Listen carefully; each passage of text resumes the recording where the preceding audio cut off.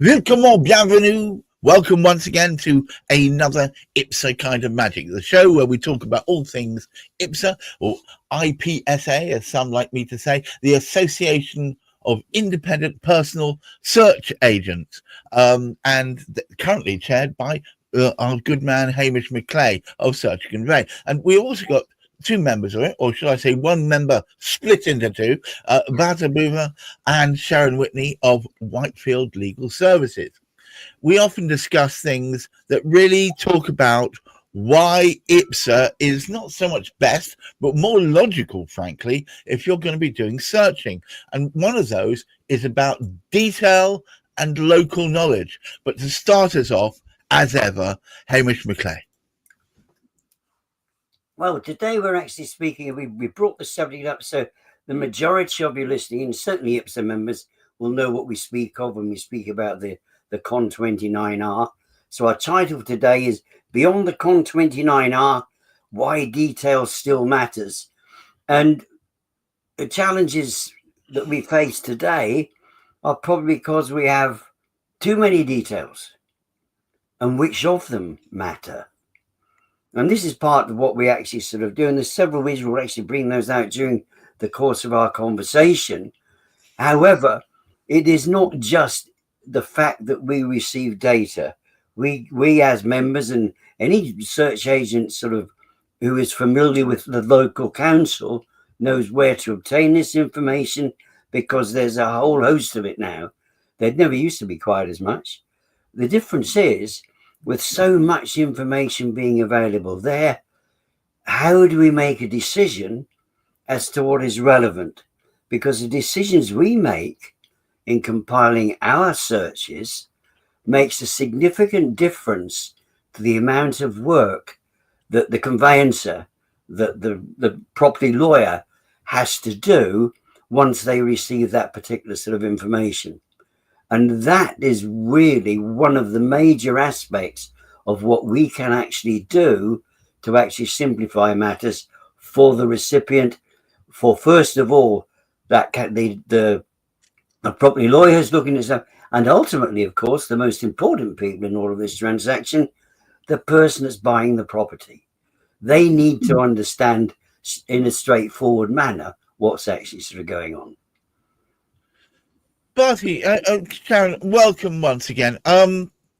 It seems to me that it's a bit like, bear with me, drinking whiskey. You can get a rough whiskey, but if you refine it, you get down to the purer essence of it. And that's really the way I see it, that you guys distill the information. It's not just a matter of gathering it all in and throwing it at whoever needs it. It's about distilling it so that you are taking away the chaff and remaining with the absolute kernel of what's needed. Am I on the right lines here? Yeah, I think you are. It's like what we try and do, and being local to the area, and then using other IPSA agents, what links, sometimes like traffic schemes or rail schemes, or, some have been discarded, some have not gone ahead. So it's like analysing that and knowing, oh, that's all gone through, don't need to mention it now, especially 3.6a, which is consultations or proposed schemes. So some have not gone through, some have. So you just need to look at the time, really investigate. And as we're in the area, we know what's happening, what's not. And that's how we refine the data, because there's no point putting links into things where links don't work, or it's passed, it's not going ahead, or it's gone ahead. Right.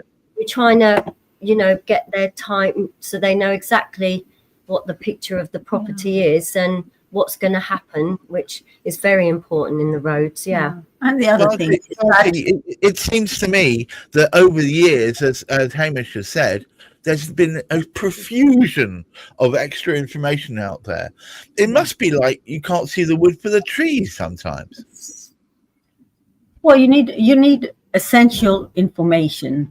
Lawyers don't have time to go through a whole lot of unnecessary information. They're just about managing all their workload, and then they're looking at the report and think, damn, what am I looking at? Where am I going to go with this? So you cut the crap out and then put the essential information in. So their work gets easier. Our work gets easier in that sense as well. Okay, it creates a little bit more work in a sense of investigating what is essential and not essential. But at least the report is what it should be and not what everything in there, right? Well, absolutely. And the effort that's involved, is it as much in the gathering as it is in the refining, or is it in the refining that most of the effort is? It's a bit of both, isn't it? But you get the knowledge, you know, things will come up, addresses will come up, new builds, developments, you'll get to know all the information, the Section 38 agreements, things like that. A lot of the common ones is SIL agreements of whether they've been paid, whether they've been settled, things like that. We had a query just yesterday about an enforcement notice. We hadn't done the search, another company had, but the seller was not aware of the enforcement notice. So we're doing that gathering of the information. So that's an extra service. We didn't do the search, but we're trying to refine the information to get to the bottom of whether this enforcement notice does exist or if everything was complied with. So, and that's where we have our connections again with the councils to go backwards to and forwards to get the information, once again saving the conveyancer's time. Did this external resource that did the search in the first place, did they miss this, or is it just it was on there, but there wasn't enough detail to answer the inquiries on it? So our client has come to us saying, could you look into this for us? So we went in there like bloodhounds and found out. But this is where we come in we do well, because if we'd seen that in the first instance, we would have got the copy of that enforcement notice and put it in the search, right? Or we would have done more investigation on that and tell the lawyer, look, there is this thing, right? She would have never had to come back again. She got an external search, couldn't find out how to get this notice. So we're doing somebody else's work again, right?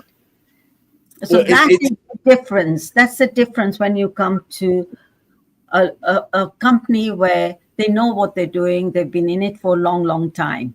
Right. That's the difference. Well, it's a bit like carpentry, isn't it? You measure twice and you cut once. If they actually, have the info, it's the truth. Hamish, it seems to me that the devil's in the detail, and if you don't know your local area, you are going to miss some of that important detail. Very, very much so. But I think what both Barty and Sharon were intimating there is the fact that the solicitors we work with directly trust us to be able to obtain the information they require. So the situation like they spoke of, there was that little bit more detail required.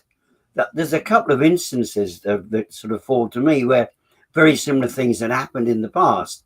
Cherwell District Council, where we actually sort of exist, we are located.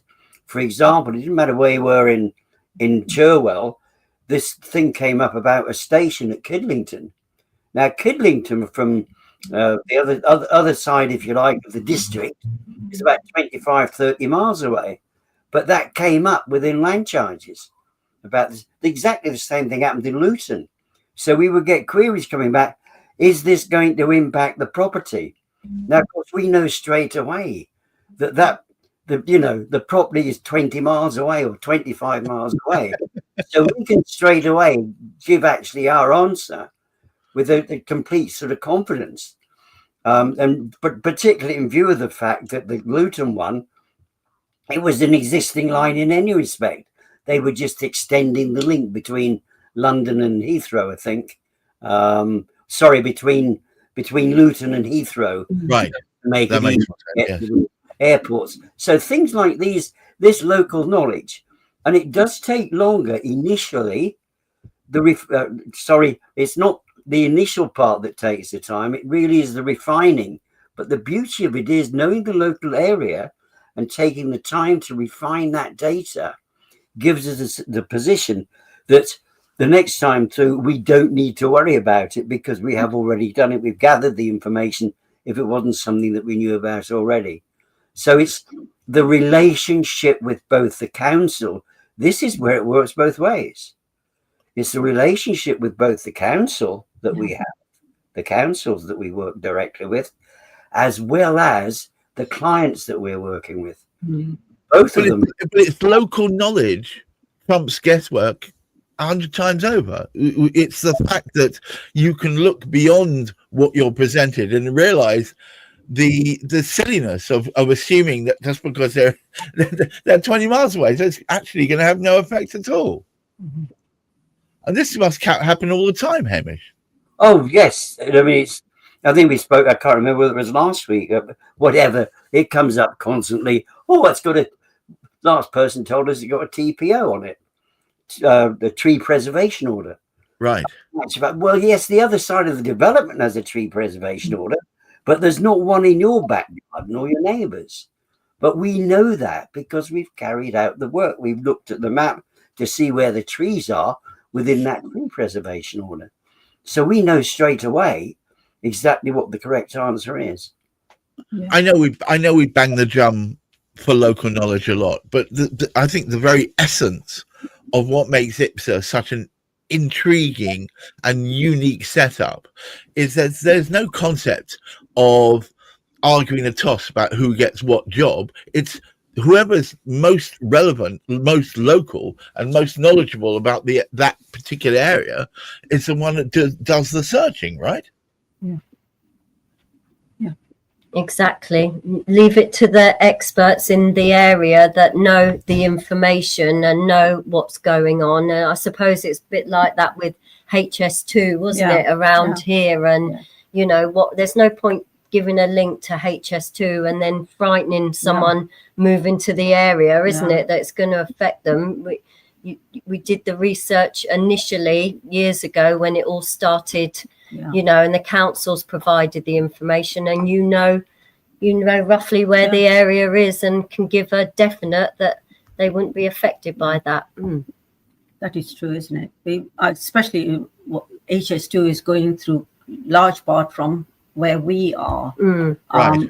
from I think Ealing or from till Buckinghamshire to all the way Ealing, to London, and going all the way to Ealing, passing through Ruislip, and that's all local knowledge. Right. We go through those roads 100 times. We're driving through and I'm thinking, oh my God, there's a HS2.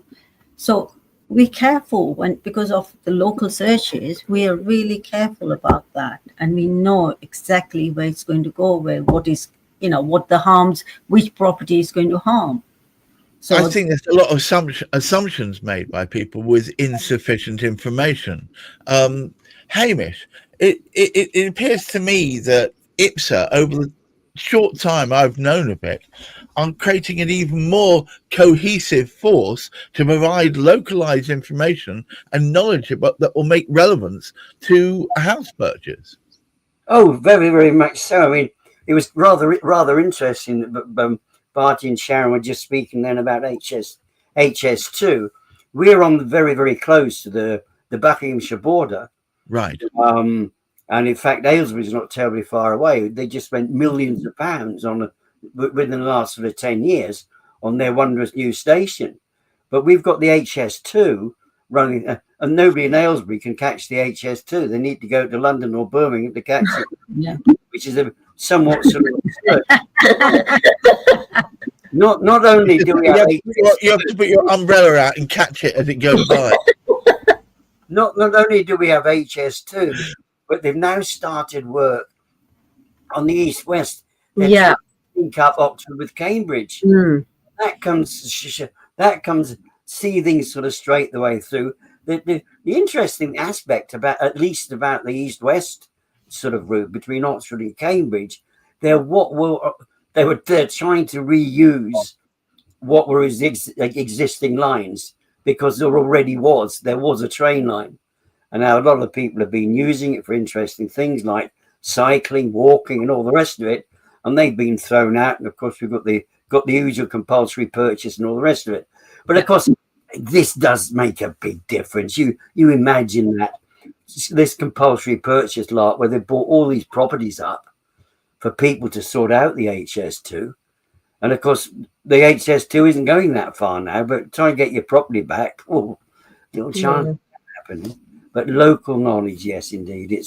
It makes, and as I said, there will be queries coming up. But if we have the confidence, or I should say, if the clients have the confidence in us, they know they can speak. They don't necessarily know the best person to speak to in the council. However, we do, because bearing in mind now, some of our solicitors that we're working with aren't necessarily local solicitors. Yeah. The work that I do is with solicitors outside of the area that we work. This might seem intriguing, considering we actually work between 60 and 70 councils ourselves. Right. But the majority of work is with councils outside of our area. Yeah. All right. Well, look, Barty and Sharon, thank you so much for being with us today. And of course, Hamish McClay of Search and Convey. And to all of you watching, we constantly bang the drum for local knowledge is best, because if you're working with an organization that prefers to provide knowledge based on long relationships in that locality, you're more likely to get the right information and hence make the right decisions. Until next time, keep your feet on the ground, keep reaching for the stars, and please look after that mental health. Bye-bye. Thank you. Bye.